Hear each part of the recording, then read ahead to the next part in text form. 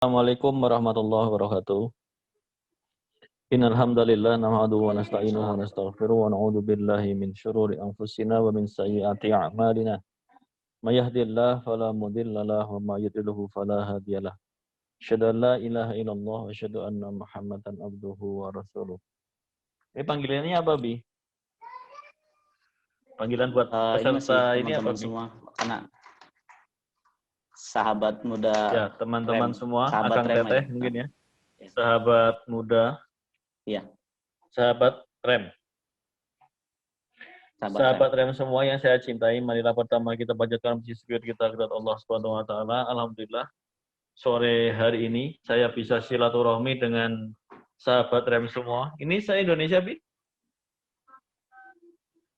Ya. Dari Jawa dan luar Jawa. Ya. Ya, dimanapun sahabat-sahabat ada semua ya. Tadi sedikit banyak sudah Syekhul Abi ceritakan biografi saya, dan foto yang dipajang itu foto yang menarik itu dipajang. Nanti saya akan kalau enggak saya sampaikan sedikit materi gitu ya. Nanti kalau ada yang pertanyaan nanti di ujung materi kita mungkin sore hari ini banyak berdiskusi saja. Kira-kira nanti apa yang perlu kita diskusikan mungkin kasus by kasus dari rekan-rekan atau teman-teman sahabat Rem semua, nanti biar lebih interaktif, lebih enak gitu. Tapi sebelumnya saya kasih sedikit pemaparan. Tadi memang betul saya mulai bisnis dari kaki lima, artinya sejak zaman kuliah semester 1. Mungkin teman-teman di sini saya lihat ada yang masih kuliah. Saya mulai bisnis karena faktor kepepet. Jadi waktu itu semester 1, baru semester 1 saya pindah dari Pekalongan kuliah di Bandung. Qadratullah, bapak saya kecelakaan dan meninggal dunia. Maka mau nggak mau, saya berpikir gimana caranya saya harus menyelesaikan kuliah saya. Maka yang bisa dilakukan waktu itu adalah saya pertama jualan plastik kresek ke semua pedagang kaki lima yang ada di Balubur, Cekeloa, Unpad, di atas ya, di Pati Ukur, nawarin tiap sore, pagi kuliah, sore jualan. Dan untuk bisa bertahan hidup juga, saya masakin anak satu kos waktu itu. Jadi ada 12 orang, saya masakin biar apa? Biar saya nggak usah ikut bayar, tapi bisa ikut makan. Artinya kalau mulai usaha, lakukan dari apa yang kita bisa. Apa yang kita punya, nggak usah berpikir, nggak ada modal dan sebagainya begitu. Karena ini mengenal bakat dan minat, maka nanti kan pertanyaannya pasti yang sering ditanyakan oleh rekan-rekan sahabat semua adalah, bisnis apa sih yang paling bagus? Bisnis apa sih yang paling keren? Bisnis apa sih yang cocok untuk saya? Bisnis apa sih yang cocok dengan kondisi sekarang? Pasti pertanyaannya seperti itu. Dan jawabannya satu, business is not what you do, tapi it's about how you do it. Ini perlu dicatat. Jadi bisnis itu bukan bisnis apa, tapi bagaimana kita menjalankan bisnis tersebut. Karena kalau dilihat, mau bisnis apapun yang berhasil itu pasti ada. Ya, orang jualan bakso, katakan, yang berhasil ada, yang gagal pasti lebih banyak. Orang jualan padang, nasi padang, orang jualan baju, jualan kaos, jualan dompet, jualan ikan, jualan buku, jualan apapun itu ada yang itu sudah menjadi sunatullahnya seperti itu. Jadi kalau nanti ditanya bisnis apa yang cocok buat saya, itu pasti jawabannya bukan bisnis apa, tapi bagaimana kita menjalankannya. Nah, bagaimana tadi kita bisa jabarkan ke dalam strategi dan langkah-langkah yang terukur, sehingga cukup dengan melihat, membaca, mendengarkan kegagalan orang, kita ambil baiknya, kita ambil suksesnya, untuk kita tidak usah gagal. Seperti orang yang pernah gagal begitu. Artinya dengan zaman yang sekarang, informasi sangat terbuka lebar, itu sangat jauh lebih mudah dibandingkan waktu zaman 10-20 tahun waktu saya dulu merintis usaha. Jadi sebenarnya untuk kondisi sekarang tidak ada alasan buat seseorang yang mau belajar, kata kuncinya ya, yang mau belajar untuk dia sukses dalam berbisnis sangat mudah karena semuanya ada, tinggal googling, tinggal tonton YouTube, itu semuanya sangat mudah bisa dilihat. Nah, tinggal how you do it tadi, bagaimana menjalankan bisnisnya ini yang perlu mungkin butuh bimbingan, butuh mentor dan sebagainya. Dengan adanya komunitas rem yang sekarang ini, maka nanti teman-teman semua sahabat bisa memanfaatkan. Minimal ada yang ditanya.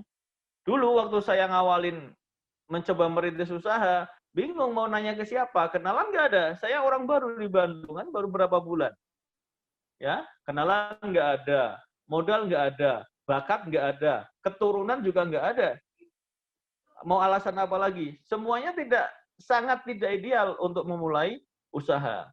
Cuman bedanya dulu faktornya adalah faktor kepepet. Jadi kalau orang kepepet, maka indera keenamnya itu akan muncul. Segala macam cara akan dilakukan supaya bisa survive bertahan hidup. Tapi buat teman-teman semua, kan tidak harus kepepet dulu, susah dulu, baru bisa keluar indera keenamnya.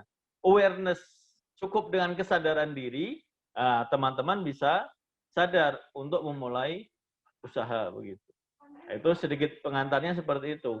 Nanti, kuncinya adalah untuk bisa kita sukses dalam berusaha adalah 2. Sukses sama dengan iman plus strategi. Ya, ini perlu dicatat. Sukses sama dengan iman plus strategi. Imannya harus ditaruh di depan. Ini semuanya Muslim nggak, Bi?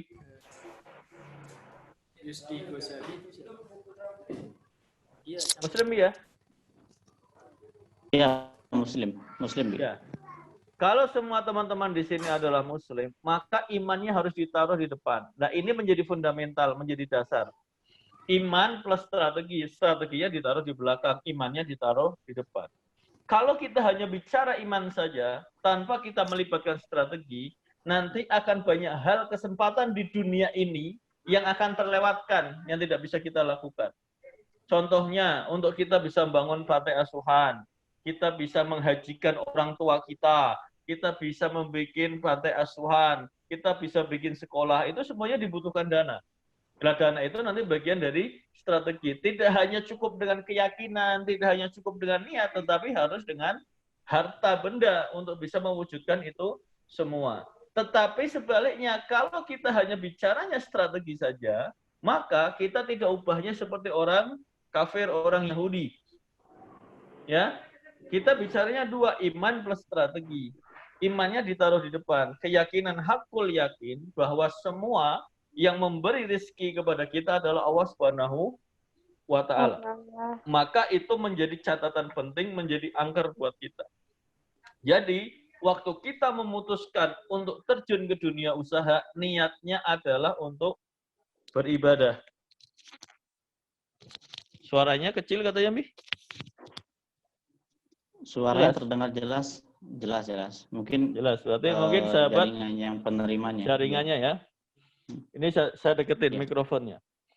Imannya ditaruh di depan. Banyak kita berbisnis, kalau imannya tidak ditaruh di depan, maka nanti bisnisnya itu akan tidak sesuai dengan ruh Islam. Jadi kita niatnya usaha itu untuk apa? Niatnya usaha itu adalah untuk beribadah. Mudah-mudahan pilihan yang kita pilih di sektor usaha ini bisa mengantarkan kita ke surga. Tentu, 2 hal yang boleh dicemburui di Islam, salah satunya adalah orang yang kaya, orang yang duitnya banyak, tetapi dihabiskan untuk berjuang di jalan Allah. Mudah-mudahan dengan kekayaan itulah menjadi kendaraan kita untuk bisa masuk surganya Allah Subhanahu wa Ta'ala. Contohnya ya jelas, Abdurrahman bin Auf, Utsman bin Affan, sahabat-sahabat Rasulullah SAW itu, mereka adalah pengusaha. 9 dari 10 sahabat yang dijamin masuk surga, 9 orang adalah pengusaha. Dan pasti mereka niatannya adalah untuk ibadah. Jadi usahanya diniatkan untuk ibadah. Maka nanti kalau usahanya diniatkan untuk ibadah, menjalankannya juga pasti ada kaidah-kaidah, ada rule, ada rambu-rambu yang tidak keluar dari pattern ibadah. Kita acuannya adalah Quran dan Sunnah.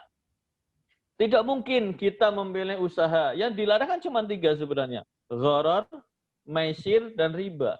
Selama fikih muamalah itu tidak mengandung 3 unsur yang dilarang ini, maka hukumnya mubah, boleh dilakukan. Kita tidak mungkin bisnis katakan riba, modalnya ngutang dari bank konvensional, atau bisnis yang tipu-tipu, atau bisnis yang horor gak jelas juntrungannya, itu nggak mungkin kita ngambil bisnis yang dilarang oleh agama. Maka itu imannya ditaruh di depan. Nah, untuk kita paham ke sana, ini harusnya mungkin nanti bab iman ini mungkin Saiful Abi yang banyak menjelaskan, tapi ini saya sedikit mereview biar teman-teman semuanya satu frekuensi begitu. Jadi yang kita pahami sudah tadi saya jelaskan bahwa rezeki itu semuanya dari Allah Subhanahu wa taala. Babnya ada al-asbab, ada al-hal. Kalau bicaranya al-asbab itu sudah letter luck dari Allah. Kita nggak bisa ngapa-ngapain. Ada yang lahir perempuan, ada yang lahir laki-laki, ada yang lahir di Bandung, ada yang lahir di Semarang, ada yang lahir di Sumatera. Lahir bapaknya itu, ibunya itu, matanya sipit, rambutnya keriting, dan sebagainya. Itu kita tidak bisa milih. Itu tatarannya al-asbab. Ada yang lahir kaya, dan ada yang lahir miskin. Itu al-asbab, kita nggak bisa milih. Tetapi ada sisi lain yang namanya al-hal. Al-hal itu kendalinya ada di kita, dan kita bisa memilih. Contohnya apa? Mau milih bisnis, mau milih jadi karyawan, mau milih jadi pengangguran, mau milih menjadi guru, mau milih menjadi tentara, mau milih jadi polisi, itu semuanya kita milih. Karena kita milih, maka kita akan dimintain pertanggungjawabannya. Demikian juga kita lebih spesifik lagi katakan kita milih usaha. Mau usaha apa? Mau usaha sepatu, mau usaha makanan, mau usaha online, mau usaha kontraktor, itu semuanya pilihan. Karena kita bisa milih, maka kita akan dimintain bertanggung jawabannya. Ya, jadi itu koridor yang harus kita pahamin. Jadi nanti rezekinya itu kita udah ditetapkan semuanya. Tinggal kita waktu milihnya, mau milih jalan halal, mau milih jalan haram, itu sama nanti rezekinya. Cuman karena kita milih, kalau yang milih jalannya jalan haram, ya, memilih bisnis-bisnis yang haram, maka nanti kita akan dihisap. Dan konsekuensinya karena haram, maka berdosa masuk neraka. Kalau memilih bisnis yang benar, konsekuensinya baik dan masuk surga. Jadi kalau sudah paham ini angkernya, bahwa semuanya sudah diatur oleh Allah, betul. Ya, rezekinya sudah diatur, banyaknya sudah diatur lah. Tinggal kita kan tidak pernah tahu berapa banyak rezeki yang Allah takdirkan untuk kita. Maka itulah menjadi tugas kita untuk kita berikhtiar, berusaha supaya hasilnya maksimal. Tentu hukum Allah juga berlaku di sini. Sunatullahnya Allah juga berlaku. Sunatullahnya Allah itu pasti berlaku yang berhubungan dengan bab dunia. Contohnya, orang yang malas itu hasilnya akan lebih jelek daripada orang yang rajin. Orang yang rajin hasilnya akan lebih baik daripada orang yang malas. Itu hukum kausalitasnya. Jika kamu ingin mendapatkan hasil yang lebih baik, maka kamu harus lebih rajin. Itu kausalitasnya. Walaupun ada perkeliruan. Contohnya, kadang ada orang yang nggak gimana-gimana, cuman diam saja kerjanya. Tetapi hasilnya kok lebih baik. Bisa jadi, tetapi hukum sunatullah awalnya adalah tadi, siapa yang lebih rajin, dia akan dapat lebih baik. Kalau sudah paham dengan filosofi itu, maka nanti melangkahnya dalam berusaha akan jauh lebih mudah. Maka kalau pertanyaannya adalah mengenal minat dan bakat apa yang cocok dengan saya, tentu nanti sahabat Akang Teteh semua introspeksi kepada diri masing-masing. Ada yang mungkin memang dia ahlinya di produksi, mungkin ahlinya di marketing, mungkin ahlinya di finance, mungkin ahlinya di ngelola sumber daya manusia. Nah, 4 pilar inilah yang sebenarnya menjadi dasar bisnis apapun, itu 4 pilar ini. Ya, produksi, marketing, finance, dan SDM.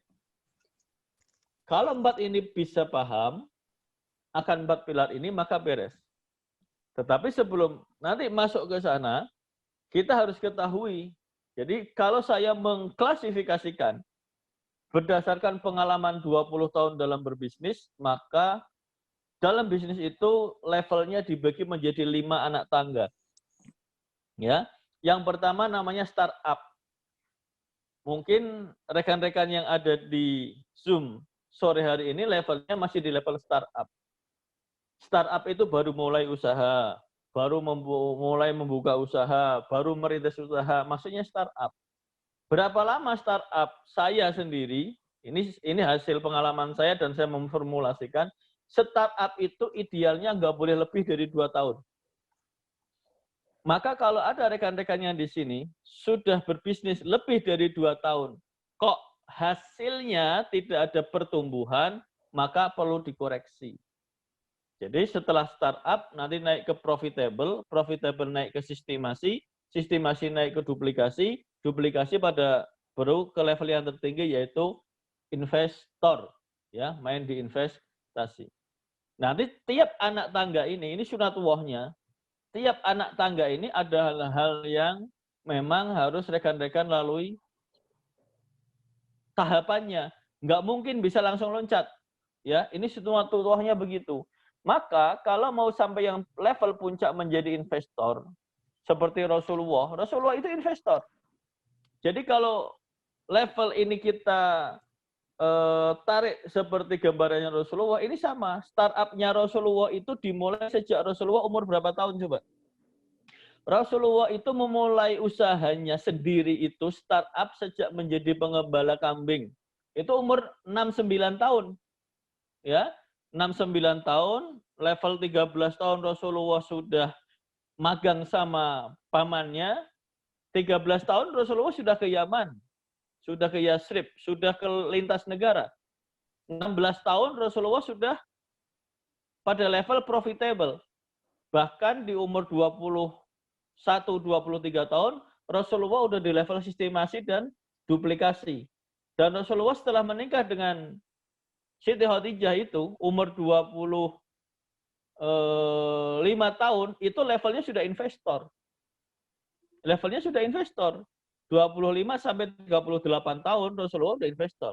Tidak lagi melakukan hal-hal teknikal yang sifatnya terjun ke hal teknis. Ngekspor, pergi berdagang sudah enggak, tapi mendelegasikan kepada orang lain. Kalau mau contoh Rasulullah juga seperti itu. Abdurrahman bin Auf juga sama. Abdurrahman bin Auf itu tidak lebih dari 2 tahun malahan. Dari level startup, waktu beliau hijrah dari Mekah ke Madinah, itu tidak lebih dari 1 tahun. Langsung naik ke level investor. Tetapi kita harus pahami, jam terbang Abdurrahman bin Auf sebelum hijrah ke Madinah, itu memang beliau sudah menjadi pengusaha besar di Mekah. Artinya kompetensinya sudah dibangun, ya. Kompetensinya sudah dibangun, keilmuannya sudah ada, pengalamannya sudah ada. Tapi kalau kita berkaca kepada tokoh-tokoh besar, siapa yang perlu kita tiru? Ya itu 5 anak tangga ini harus dilalui. Nah, bagi kita, bagi rekan-rekan semua yang ada grup ini, yang memang kondisinya adalah bukan anak pengusaha, ya, modalnya terbatas, ya, pengetahuannya terbatas. Yang penting punya keinginan untuk menjadi pengusaha, maka levelnya itu saya bagi menjadi 5. Ya, maka pada level startup apa sih yang harus dilakukan? Nah, ini yang perlu dipahami. Catat ya, tadi saya bilang startup ini nggak boleh lebih dari 2 tahun. Yang pertama mindset-nya. Mindset menjadi pengusaha. Ya, mindset menjadi pengusahanya kita harus firm, harus paham, harus sepakat bahwa niatannya menjadi pengusaha adalah untuk beribadah supaya bisa berkontribusi lebih banyak secara kekayaan dalam memperjuangkan agama Allah Islam. Ya, sepakatin itu. Walaupun mungkin efek samping dari itu adalah nanti kita dikasih kelebihan rezeki, mungkin secara harta kita lebih banyak, tetapi kalau mindset awalnya adalah itu jauh lebih baik. Nanti kalau teman-teman suatu saat sudah menjadi pengusaha besar, duitnya sudah triliunan, boleh nggak beli Lamborghini? Ya boleh-boleh aja. Itu nanti namanya bagian dari simplicity. Kalau duitnya udah 10 triliun beli Lamborghini biasa aja. Kayak kita sekarang punya duit 1 juta beli gorengan 1 kan? Boleh. Nanti ada namanya God Money Management. Bagaimana mengatur keuangan. Yang selanjutnya dipahami, harus paham sebelum memutuskan kita mau usaha apa, kita nanti ada namanya analisa usaha atau yang sekarang sering orang sebut dengan bisnis roadmap. Jadi dalam bisnis roadmap itu nanti ada 15 kolom. Ya, 15 kolom yang harus rekan-rekan pahami.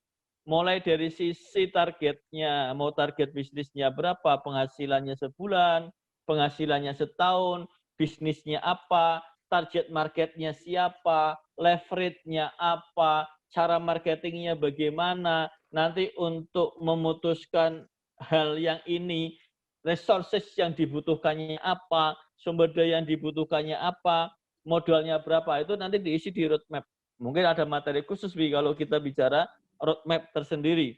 Jadi waktu masuk dan melangkah menjalankan bisnis, teman-teman nggak bingung karena ada petanya, ada acuannya. Jadi nggak, yang penting jalan saja, nanti mengalir bisnisnya seperti apa. Enggak, kita punya acuan. Jadi kalau kita ingin katakan, 1 bulan saya ingin penghasilan bersih 100 juta rupiah.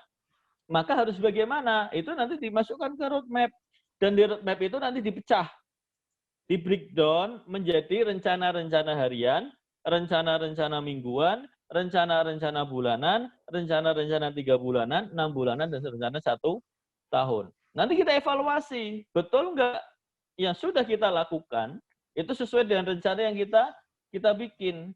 Karena banyak dari kita, kalau bisnis tanpa rencana, itu sama saja dengan 0,5%, 50% sudah merencanakan kegagalan. Jadi dengan cukup bikin plan yang jelas itu, artinya 50% kesuksesan udah bisa kita raih. Nah, roadmap bisnis tadi itu menentukan itu. Jadi dibikin roadmap-nya yang detail. Contoh, katakan mau jualan apa yang gampang ya, kaos ya, mau jualan kaos. Saya mau jualan kaos, pengen untung bersihnya 100 juta per bulan. Supaya bisa ngasih infak dan sedekah minimal 25 juta per bulan. Maka kalau kejarannya adalah pengen penghasilan 100 juta per bulan dari kaos, kan harus ngitung berapa modalnya, berapa gross marginnya, berapa operasionalnya. Gampangnya begitu kan? Contohnya paling gampang, kalau kaos modalnya 50.000, dijual 100.000, berarti untungnya 50.000. Kalau pengen penghasilan 100 juta per bulan, berarti harus laku berapa piece per bulan? 100 juta dibagi 50.000. Harus laku minimal 2.000 piece per bulan. Atau kalau perharinya menjadi berapa? Oh, saya harus laku 66 piece per hari supaya bisa untung 100 juta. Nah, setelah ketahuan itu, baru kita lihat, oh market saya kaosnya kaos apa nih? Katakan kaosnya kaos anak-anak atau kaos dewasa yang khusus tentang bertemakan Islam. Contohnya Abu Bakar, Umar, yang seperti itu katakan. Nah, kita lihat, oh ceruk marketnya berarti kalau kayak gitu, kalau Islami berarti pasti orang Islam. Umurnya katakan 18 sampai 45 tahun. Nah, nanti kita bikin strateginya, offline-nya harus bagaimana, online-nya harus bagaimana, supaya bisa menghasilkan closing 66%. Nanti dibikin turunan detailnya lagi, Bi. Katakan yang offline kita punya toko. Kalau punya toko berarti tokonya harus di mana, budgetnya berapa, trafficnya harus berapa banyak yang datang ke toko kita. Kalau yang online lebih gampang lagi. Sekarang online itu lebih gampang karena semuanya bisa diukur, bisa dimetrikkan.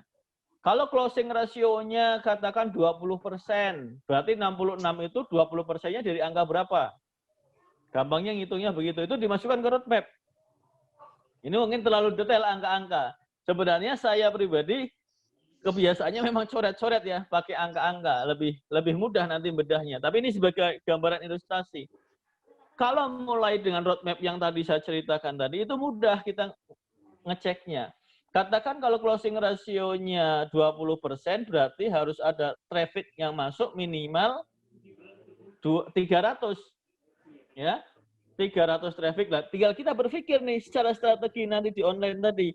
gimana caranya supaya kita bisa mendatangkan traffic sebanyak 300 lead per hari. Nah, nanti kita baru putuskan, oh organiknya berapa, iklannya berapa, budgetnya berapa, konten iklannya seperti apa. Itu detail dirumuskan di bisnis roadmap.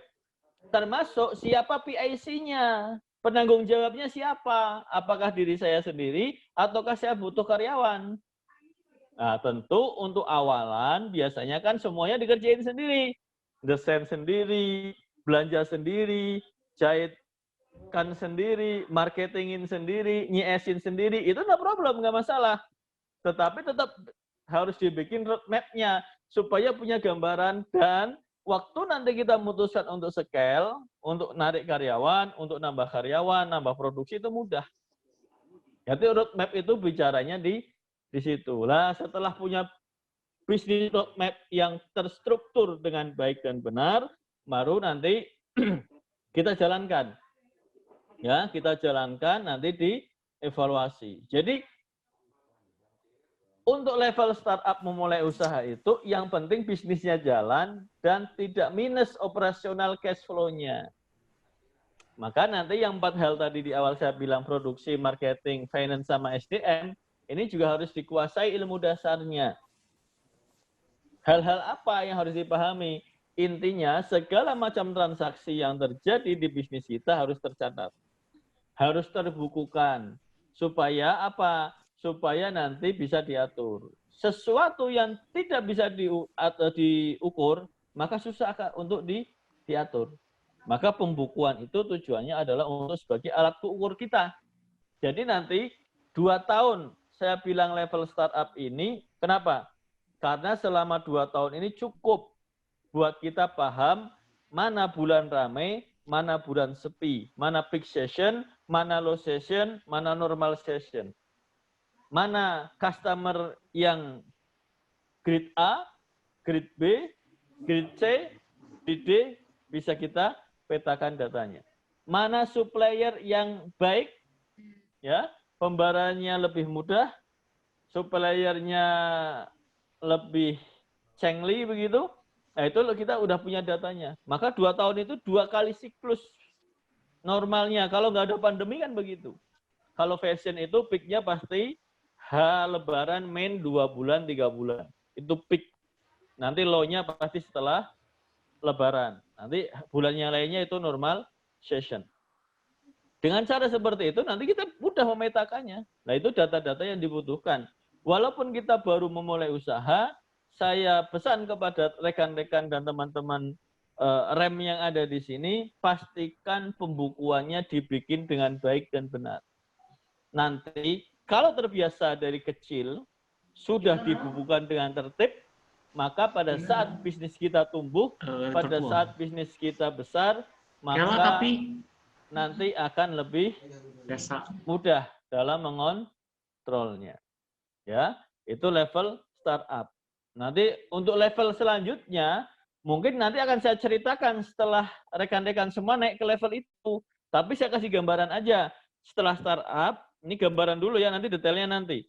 Setelah Kang ngelewatin level itu, nanti saya pertajam di level startup. Level profitizing itu sudah bicaranya tidak hanya yang penting bisnisnya jalan. Level profitizing sudah bisa membuat skenario. Saya mau up berapa nih? Saya mau scale berapa kenaikan bisnisnya?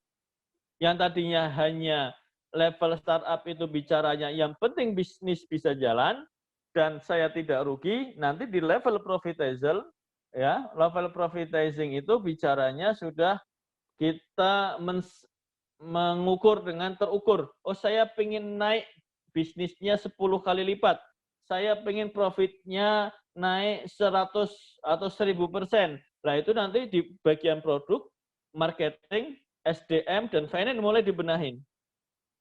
Dan di level profitable ini mungkin sudah melibatkan karyawan, sudah melibatkan orang lain. Jadi SDM-nya juga sudah bermain di situ. Nah, setelah level profitizing, kita sudah bisnisnya bisa bertahan dan menghasilkan, kemudian naik ke level sistemasi. Level sistemasi ini tujuannya adalah supaya apa? Supaya bisnisnya dengan ada tidak ada kita, bisnisnya bisa jalan. banyak kita jumpai, coba rekan-rekan amatin. Ada warung atau tempat jualan, kalau yang punyanya tidak ada di situ, atau yang punyanya ada hajat, atau yang punyanya ada kepentingan, terus tutup bisnisnya. Nah, itu levelnya masih business operation. Itu di level startup. Nah, kalau kita bisnis yang tadi sistemasi, ada nggak ada kita, katakan kita mau ibadah haji, 40 hari reguler, 25 hari yang plus, kita tinggal aja, bisnis tetap bisa jalan. Nah, itu udah tersistem lah. Kalau bicara sistemasi, nanti udah bicara SOP, udah bicara KPI, udah bicara standar accounting, udah bicara delegate, udah bicara recruitment, training, team building, udah bicara yang hal sifatnya mensistemasi sebuah bisnis supaya bisa berjalan dengan sendirinya. Atau bahasa kerennya, bisnisnya jalan, kitanya bisa jalan. Kan itu yang diinginkan, yang dicari oleh banyak pebisnis itu, kenapa milih bisnis supaya punya keluangan waktu, punya kelonggaran waktu, bisa ngatur sendiri kan? Kalau akang-akang, rekan-rekan berbisnis tetapi sibuk sendiri dari pagi sampai malam, ya repot. Ya, boleh sibuk sendiri tapi levelnya di startup. Cukup 2 tahun saja. Setelah 2 tahun, maka rekan-rekan bisa menggunakan waktunya untuk yang hal-hal lain. Jadi kalau sudah levelnya sudah mensistemasi ini, supaya apa? Kita punya banyak keluangan waktu, sehingga bisa memikirkan yang lain. Kalau bisnisnya tidak bisa disistemasi, biasanya susah untuk naik, susah untuk di scale up. Banyak dari pebisnis kita itu kadang apa? Ketakutan sendiri. Katakan punya resep makanan begitu ya. Karena ketakutan tidak mau mendelegasikan supaya bisa tersistem, maka dia harus sendiri, dia belanja sendiri, pokoknya yang bumbuin saya sendiri dan sebagainya. Maka dia sibuk sendiri, nggak akan kemana-mana. Padahal yang bisa menghasilkan lebih banyak itu adalah di belakang. Di belakang itu maksudnya berpikir, merencanakan sesuatu. Mungkin iya di sana terjaga, tinggal nanti kita membuat gimana caranya membuat sistemasi supaya standarnya itu menjadi sama. Jadi kalau kita mau buka cabang atau kita mau buka usaha yang lain, itu ada nggak adanya kita itu seperti adanya kita. Nah, itu namanya mensistemasi. Contohnya begini, apa yang gampang ya? Bakso lah gitu ya. Kita mau jualan bakso. Kalau level startup, itu mungkin belanja sendiri ke pasar, bikin sendiri, jualan sendiri. Udah pokoknya begitu. Yang penting bisnisnya jalan. Belanja 500 dapat duit 1 juta. Oh, berarti untungnya 500.000. Itu startup. Naik level kepada profitizing. Oh, sekarang gimana caranya nih? Saya omsetnya biar menjadi yang tadinya 1 juta menjadi 5 juta. Dipikirkan strategi marketingnya, dipikirkan SDM-nya, pelayanannya, dan sebagainya. Itu levelnya naik ke profitizing. Tetapi kalau naik level lagi kepada sistemasi, beda lagi. Nah, berarti sudah tersistem. Contoh, kalau 1 kilo daging ditambah, nah nanti resepnya itu udah tergramasi. 1 kilo daging, aci tepungnya kan ada aci kawung, aci tapioka. Ini komposisinya 150 gram. Dari 150 gram, mungkin komposisinya 70% tapioka, 30% kawung. Garamnya 30 gram, MSG-nya berapa gram, mericanya berapa gram, nah itu menjadi rumus.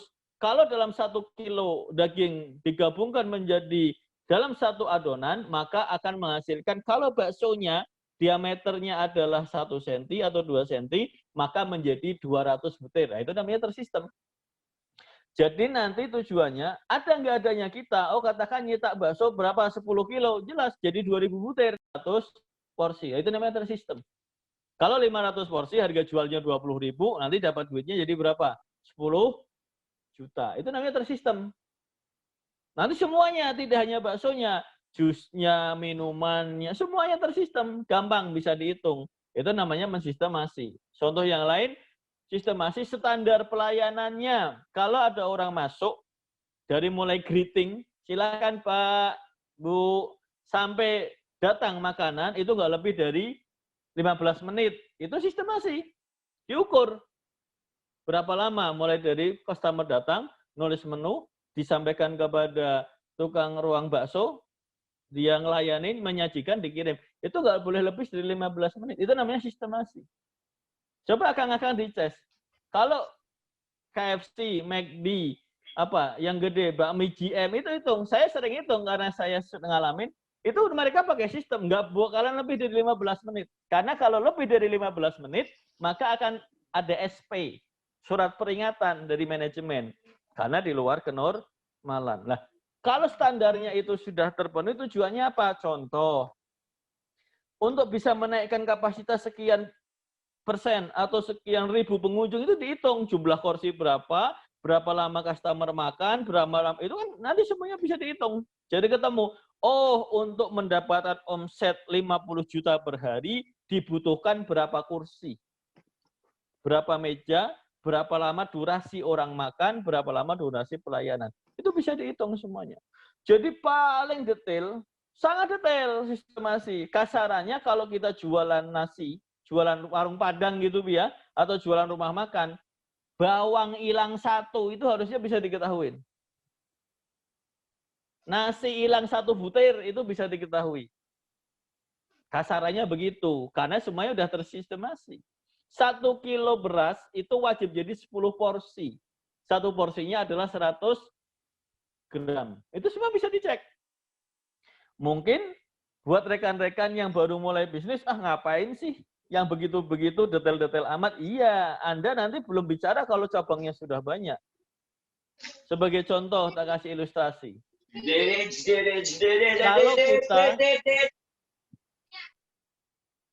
Kalau kita makan di KFC atau di McD, dikasih tisunya berapa? Bahkan kita nggak dikasih tisu kalau nggak minta. Kalau minta baru dikasih 1 lembar tisu. Sepele, 1 lembar tisu. Tapi coba hitung. 1 lembar tisu, kalau harganya Rp100, McD atau KFC itu 1 hari transaksinya bisa 10 juta transaksi. Kali 10 juta transaksi, maka salah ngasih tisu 2 lembar itu ruginya 1 miliar. Paham? Inilah tujuannya sistem masih. Tusuk gigi, saus, itu yang nilainya Rp100. Akumulasinya sehari aja bisa rugi 1 miliar. Sebulan 30 miliar, setahun 360 miliar. Maka buat rekan-rekan, kenapa saya ajak berpikir seperti ini? Supaya kita prepare. Kalau kita besar, sudah tersistemasi, sangat efektif dan efisien bisnisnya. Sudah terukur semuanya. Nah, itulah gunanya di sistemasi. Nanti setelah sistemasi, baru naik ke duplikasi. Kalau kita sudah bisa menyeragamkan, bikin SOP, bikin KPI dalam sebuah perusahaan, maka kalau mau buka cabang atau mau buka bisnis yang lain, itu mudah.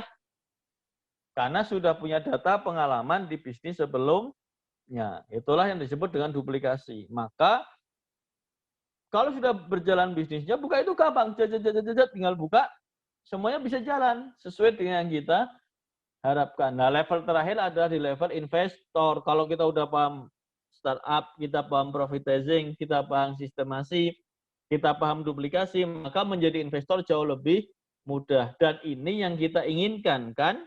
Yang kita harapkan. Kita ungkang-ungkang kaki di rumah, tapi duit ngalir terus ke kita. Tapi ini mustahil. Bisa dilakukan kalau level 1, tangga ke-1, tangga ke-2, tangga ke-3, tangga ke-4 tidak kita lalui. Itu gambaran tahapan ke menjadi pengusahanya. Nah, nanti tentu ada banyak sebenarnya kajian yang perlu kita pahami. Cuman karena di sini saya lihat mungkin levelnya masih di startup atau sebagian sudah di level profitizing, maka kita nanti kita perbanyak di level startup. Bagaimana sih caranya menjalankan bisnis startup yang baik dan benar supaya bisa bertumbuh. Maksimal 2 tahun saja startupnya, selebihnya adalah kita bertumbuh. Cuma nanti akan lebih mudah bedahnya kalau kita studi kasus, ya. Kalau kita studi kasus, silakan nanti buat teman-teman yang mau bertanya silakan apakah bentuknya raise and hand atau diketik pertanyaannya di kolom pertanyaan silakan. Intinya bisnis yang tadi saya bilang it's not what you do, it's about how you do it. Bukan bisnis apa, tetapi kuncinya adalah bagaimana. Bagaimana itu adalah ability to act. Ability itu adalah kemauan, bukan kemampuan. Kemauan kita untuk bertindak. Jadi bisnis itu adalah bicara kemauan, bukan kemampuan. Kalau kemauan adanya di dalam hati. Kalau kemampuan adanya tiap orang beda-beda potensinya. Tetapi kalau kemauan adanya di dalam hati. Selama kita mau, kita bikin target yang terukur, maka insya Allah hanya masalah waktu. Dream is dream, but dream with plan and injury time is goal. Ini yang menjadi catatan. Kalau hanya ingin saja, tidak yang jelas, ukur waktunya jelas, saya ingin penghasilan 100 juta per bulan pada saat nanti saya breakdown ke belakang, masih ada sisa waktu berapa lagi? Apa langkah-langkah yang harus saya lakukan? Maksimalkan waktu. Saya pribadi aja, yang dulu memulai usaha umur 19 tahun, menyesal kenapa tidak saya mulai lebih awal. Mungkin kalau saya mulai lebih awal, saya waktu untuk istirahat di hari tuanya lebih pendek. Mungkin di umur 40 tahun saya udah selesai, nggak mungkin udah bisa istirahat, udah bisa pensiun. Jadi saran saya yang masih muda-muda, buat rekan-rekan yang ada di REM ini, fokusin, niatkan tujuan berusahanya untuk beribadah supaya bisa memberikan kebermanfaatan yang lebih luas buat umat ini. Serius dalam belajar, serius juga dalam berusaha. Jadi berikhtiar secara optimal, berdoa secara maksimal. Mungkin itu yang bisa saya sampaikan. Mohon maaf kepada rekan-rekan, teman-teman semua kalau ada kesalahan dari saya. Mungkin begitu. Assalamualaikum warahmatullahi wabarakatuh.